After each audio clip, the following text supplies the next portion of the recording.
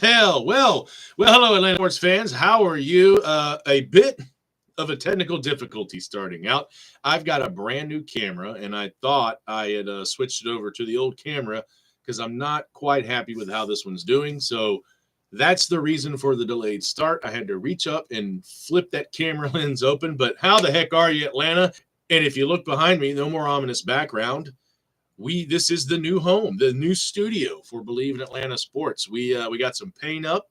You can still see the little blinder back there. I actually use that for my voiceover business when I record, but that's going to be out of the room. Still got a little more foam to hang up over here, but you can kind of see we got some memorabilia back here. Oh, sorry, that was the lighting, which is not the permanent lighting.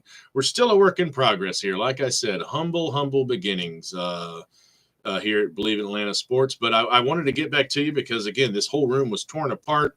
We had to sand walls and patch, repaint, hang foam, obviously. But when we took the old foam down, there were these little adhesives that were on the wall, and you would not believe how they were stuck to that wall. It was like Bondo or something. Like, they should get into another line of business. Like, they should market these little adhesive tabs to hold something together because I put acetone on there, goof off, goo gone, denatured alcohol. People were telling me to use Dawn soap to get fabric softener and mix it with water and spray it on there. Nothing was working. And then finally, an $8 razor scraper from Home Depot did the trick. So that's where we've been. But now we're here. We're back. And what are we going to talk about? Well, obviously, the coaching saga with the Atlanta Falcons is still ongoing. And we did get new news today. And probably we'll talk about this first. We got new news, which wasn't much news. I would say new news is no news on Stetson Bennett. And his future is uncertain with the LA Rams. Sean McVay did come out and say that he didn't know if Bennett would be on the team next year, but that he was doing better. And my question is, what exactly is going on?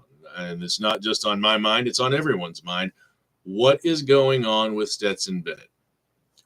Is it an illness? Is it alcohol related? We don't know. And it's very much shrouded in mystery. And again, I can respect his privacy. I'm just really surprised that someone hasn't figured out, how to glean that information and make it public. I'm not saying that it should be public. It's just a big mystery. And we haven't heard from him or his family, friends, no one. It has been very quiet. And unless I don't know how to search on the internet, which I do struggle at times, it's very hush hush. So the main thing is I just hope Stetson's okay.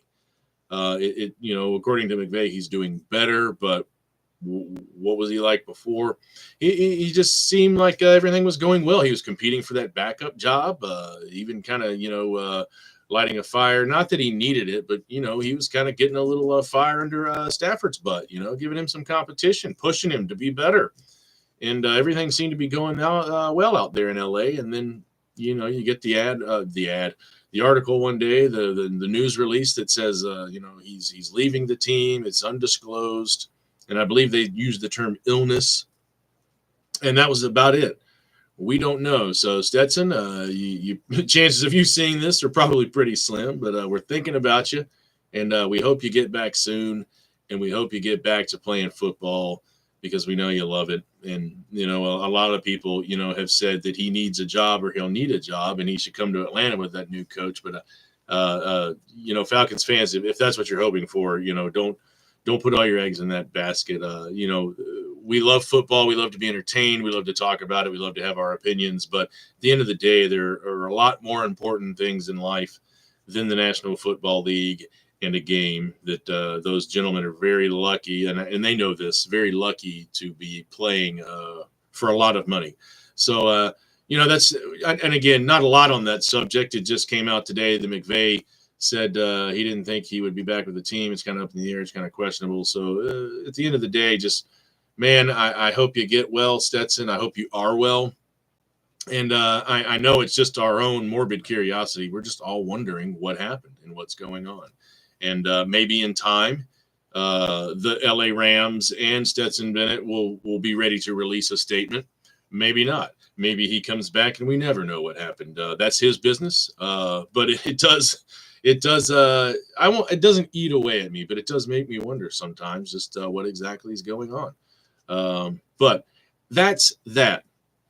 You're probably also wondering that, hey, Robert, if this is an Atlanta sports show, what is that NC hat you're wearing? Well, I'm just going to give a shout out. This is the North Cobb Warriors. I used to do color for them. They had a live stream. It was actually with the former producer of the Atlanta Braves radio broadcast, Grandma Giffen. Oddly enough, that's a story for another time, though. But yeah, I spent a couple of seasons doing that, and that project ended. But I still follow the team. Great bunch of guys over there, and actually their head coach, Shane Queen, Coach Queen, hell of a guy. He is the winningest active coach in all of Cobb County. And you'll probably recognize a lot of their players. They just put a lot of guys, and they do put a lot of guys in the NFL. Darren Waller is an alumni of North Cobb. Malachi Singleton, he is at Arkansas right now. David Eziamume is another name you'll hear. And I don't know why I can't remember his name. He's at Georgia right now. He transferred in his senior season, played on that team. Denylon Morrison, or Denylon Morissette, I believe is his name. He transferred in, though, and played his last season at North Cobb. And I'm sorry, Denylon, if you see this and I messed your name up. But, yeah, another North Cobb alumni that went on to college. A lot of guys. Very talented football team over there with Shane Queen. Coach Robert Ingram does a great job with those guys. Dallas White is on that staff as well. He handles a lot of the social stuff and kind of the logistics, the day-to-days with the team and whatnot. But, yeah, just a great group of folks over there. So that's why I'm wearing the hat. And I couldn't decide which one to wear anyway, and this one was kind of laying there. And I said, you know what, I'll throw my North Cobb Warriors hat on and give them a shout-out while we're here. So there's the shout-out. And if you ever get a chance, run down to the stadium, Emory Sewell Stadium, and check those guys out. They're an exciting bunch of players to watch. And, man, they've got some guys in the pipeline too. They're just reloading. They got a lot of talent. Man, a state championship eluded them. They had some really good squads over the last few years, and they just haven't been able to get over the hump with that. But moving on to bigger and better things. Not that we couldn't talk about North Cobb all night because it's a great school, great football team, great high school football team. They play Buford every year. Dylan Raiola was actually in town to play. I did not get to make it over. I had plans, but he's moved on to Nebraska. But I think the topic at hand, the question on everyone's mind, it's on Twitter. It's being bantered about who is going to coach the Atlanta Falcons. It seems that Arthur Blank is making a really, really big push for Bill Belichick. There's rumors that he's been on his yacht down in the Virgin Islands. He has interviewed. We do know that. What I know is I do not want him. I've never met Bill Belichick. I don't know what kind of person he is. I just think his time in the NFL has come and gone. You can't trash the resume. You can't say he's not one of the most prolific NFL head coaches that's ever lived. He's got some of these, I think 6 of them to point to. But that's the thing. What has he done since Brady left? And the answer is not much. His record is about on par with what Arthur Smith's was the last 3 seasons. So I just don't think he's the guy. And I have an acquaintance. He was a long time employee for the Atlanta Falcons, 12 seasons, I believe. That relationship ended with some shenanigans that went down with the Patriots, actually. But he said, on the days he was kind of a liaison to the other team. And his comment was that, he just didn't like the atmosphere around the Patriots, oh my God, why am I having such a brain spasm? The culture. He said the culture was not very good, and I just don't think he's a fit here. I don't think Bill Belichick is what we need. A lot of the fan base is with me. Now there's other people of the fan base that are like, what have we got to lose? Let's come on. I just think it would be another failed experiment. I don't think Bill Belichick, and he's not going to, it's not like he's going to come here and talk Brady out of retirement or call Matt Ryan and say, Matt, you got a little gas left in the tank. Come to Atlanta. Let's go to a Super Bowl. No, he's 71 years old, and he's going to have to work with a young quarterback, most likely, unless they can go out and find a veteran quarterback that's available. We have talked about that before on the live streams I've done, but we don't know.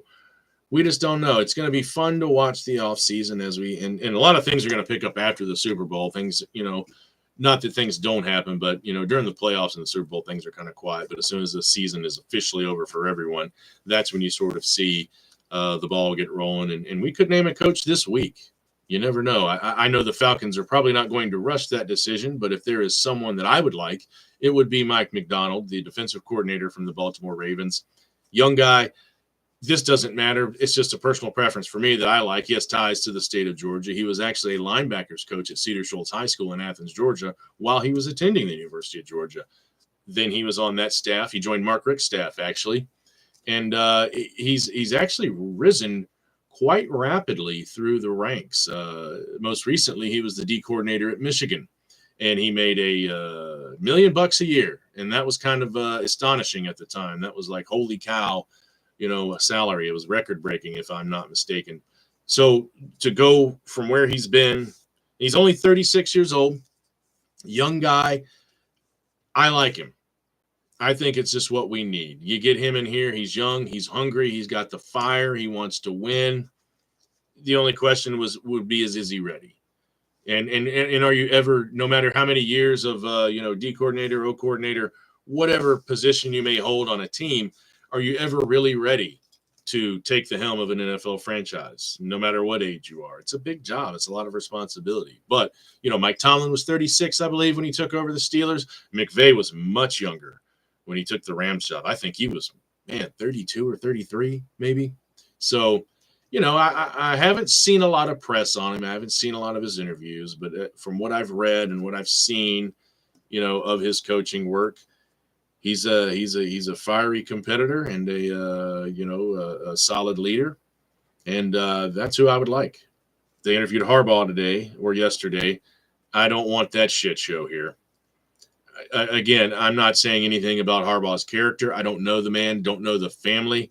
I just don't think. No, I don't think. I know I don't want that just kind of toxicity around the organization. I mean, he was suspended twice for NCAA violations.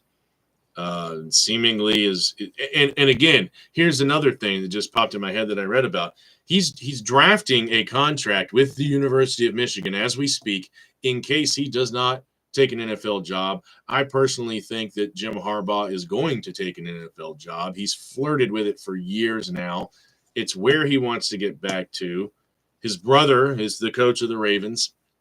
So I think that's very much where he wants to be. But let me get back to the main point that I was making here is he very much is drafting a contract. And in that contract, it states that no matter what the NCAA finds or doesn't find, that he can't be fired.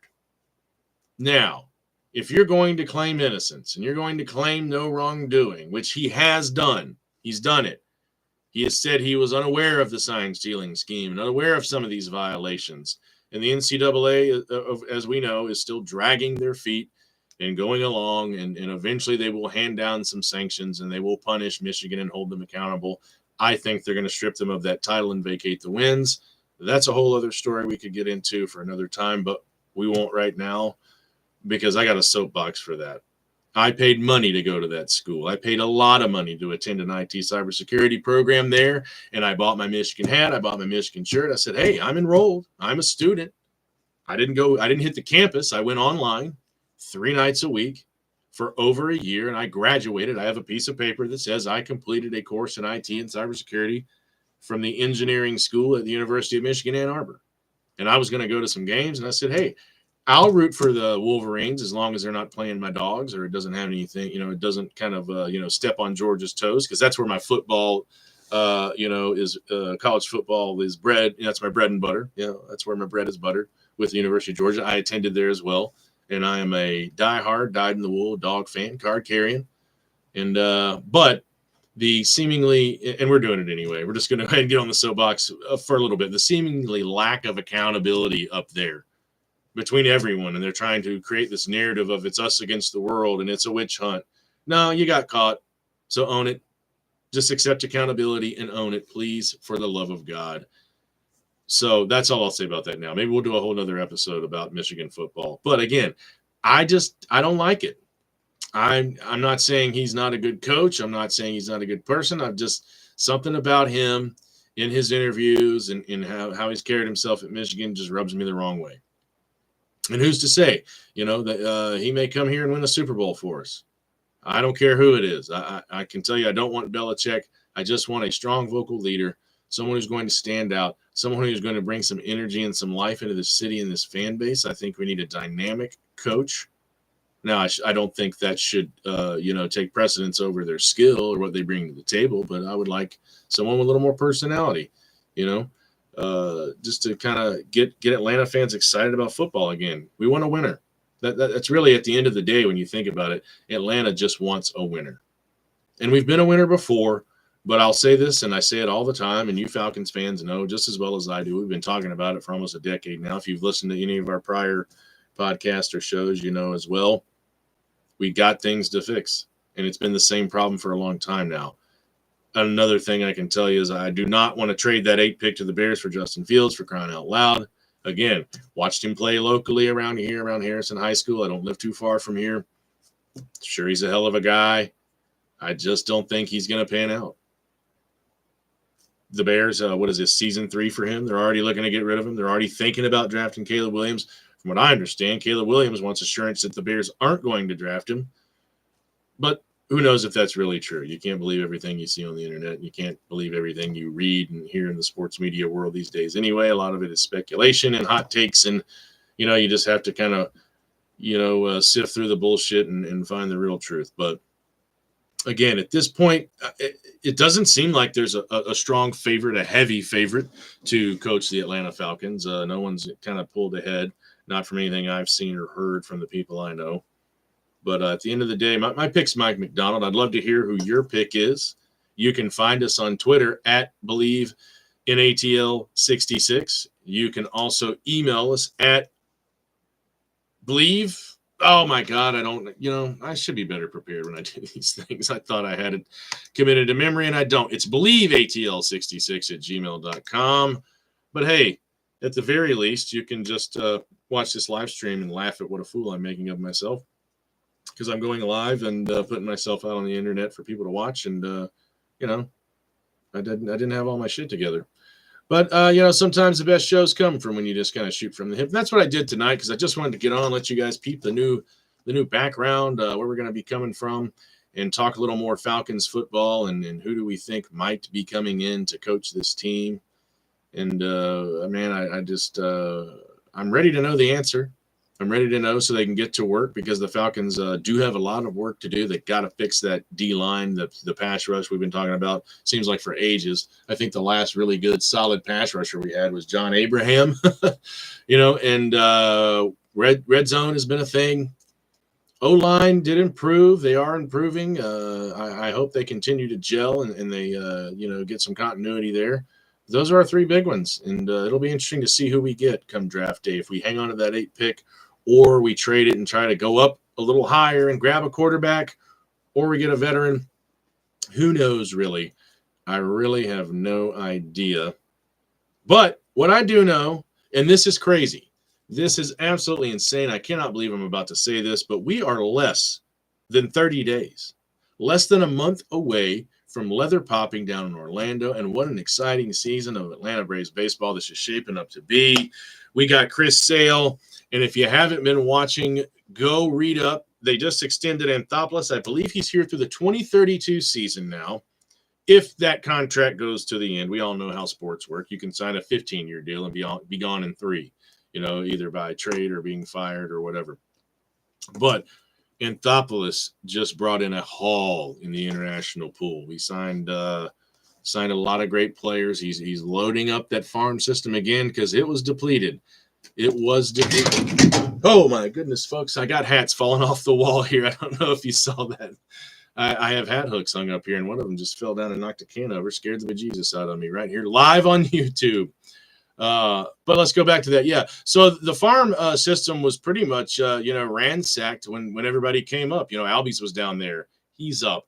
Grissom came up. Now he's out in Boston for sale because we got Sale here. Acuna, Michael Harris, Austin Riley, everybody. And we traded Shea Langoliers to the A's when we got Matt Olson.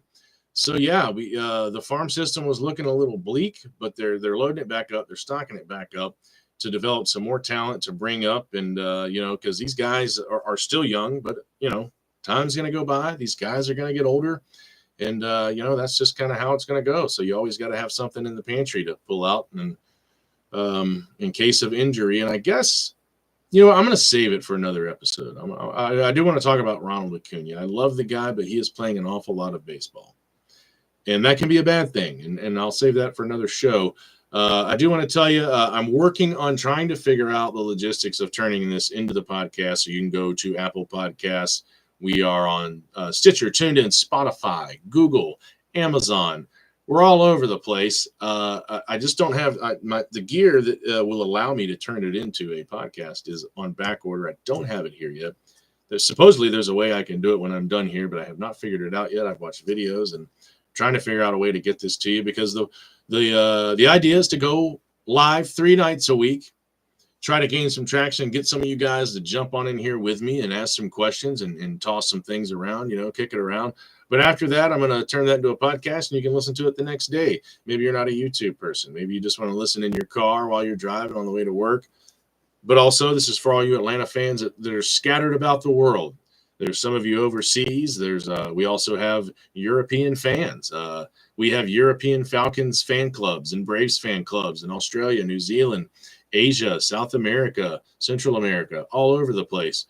This is for you. You can't be here in the city to watch and keep your pulse on it. Now, the world is connected to everything too. So it's not like I'm doing any of you a favor in delivering, these nuggets of, truth or these little gold nuggets of Atlanta sports news. You can get it wherever you want. I would just like to be your sports news provider. If you're wondering what's going on in the world of Atlanta sports, you can tune into my YouTube channel here, Believe in Atlanta Sports, or you can go to Believe.com and download the podcast when we get there. But like I said, we're doing not really a rebranding, but a revamp of the show, a refresh of the show.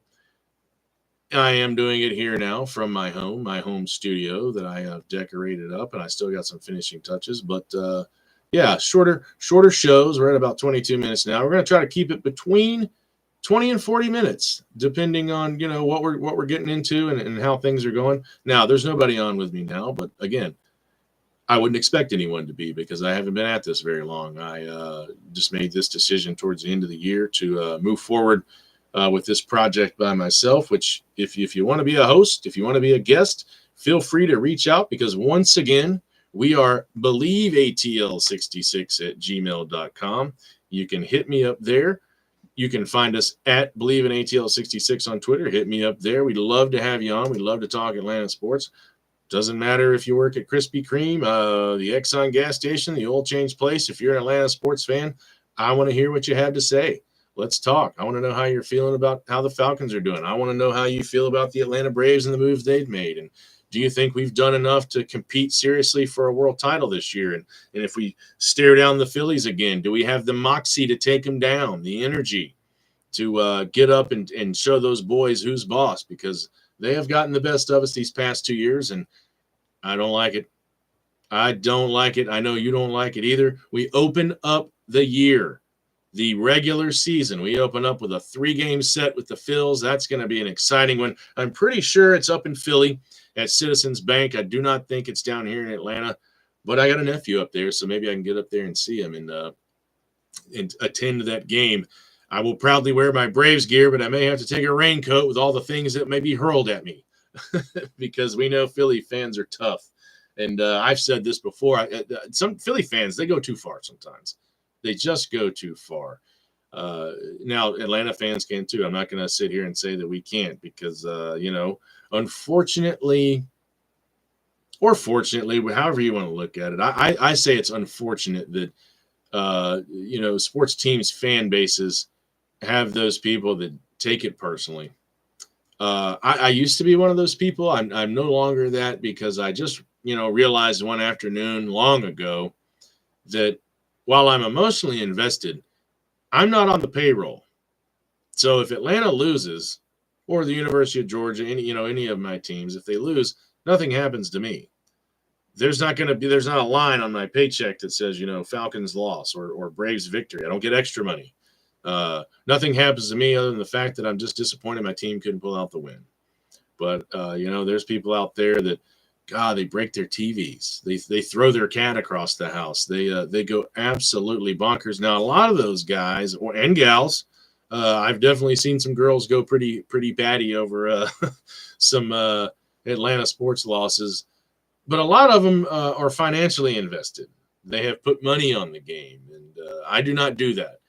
I am not gifted enough to bet successfully. I'm sure if I listen to some podcasts and talk to some people, I could maybe figure out the betting world a little bit and how to play it. But I'm just not interested in that. Now, not interested doesn't mean I don't look at the line and tell my buddies, Georgia opened up as a -7, or hey, next season the Braves are leading the charge in Vegas. They got the best odds to win the World Series. I do pay attention as far as that go. And actually, I'm going to try to get JJ Gruden on here. Strangely enough, the IT company I work for offers IT support to the company he works for. And if you don't know who JJ Gruden is, that is Jay Gruden's son, John Gruden's nephew. He works for a flooring company in South Florida, and he's a really good dude. And I follow him on Twitter. He does a lot of podcasts and everything concerning betting and sports betting and how to make money doing it. If I could figure that out, boy, that's probably all I'd do. But I hate losing money so much that I would be a timid bettor. I don't have the cash to just hang it all out there. But yeah, so again, we're going to round this show out just by telling you, hey guys, we appreciate you listening if you listen. We appreciate you watching if you watch. Once we get things a little more settled down and we get more of a permanent schedule, I hope to see some of you guys on the live feed with me, and we can go back and forth, and I can answer questions, or maybe we can have some debates. Hopefully it don't get too messy, because like I said, man, in 2024, I am out here to spread the love. We need more love in Atlanta. We need to bring some of that love from the city of brotherly love down here, up in Philly down here to Atlanta. We need more love. We are always at each other's throats. I feel like at this fan base, we're always at each other's throats. We're always complaining about something, and I think we need to band up. We need to unify. We need to get behind our teams. We need to get behind one another. And if you don't think that makes a difference, it does. They talk about the sixth man, the 12th man, the 10th man, whatever sport you're referring to, that extra player that is the fan base. And that's my goal. That's my goal, is to try to convince some of you, or maybe not convince, but just show you, hey, it doesn't have to be a 24/7 stress fest to watch Atlanta sports. You don't have to get so upset when things don't go your way, or they don't hire your coach, or they trade away your favorite player. Hey, it's just a business. It's just a business. It's the business of business. It gets done every day. Players come, players go. I like when they stick around. I wish it wasn't like that, because, I'd like to get a jersey every once in a while to hang on the wall, or maybe wear to a game. But in the nature of the business, you just don't know anymore. You don't see a lot of Chipper Joneses or Derek Jeters or Cal Ripkins. They come up through the ranks with a team. They make their debut, and they stay there their whole career. Unfortunately, a lot of athletes these days chase the almighty dollar. They, we saw it happen with Freddie. He went hunting. He looked outside. He started courting the other girls, like Chipper said, and he didn't make it back home from the prom.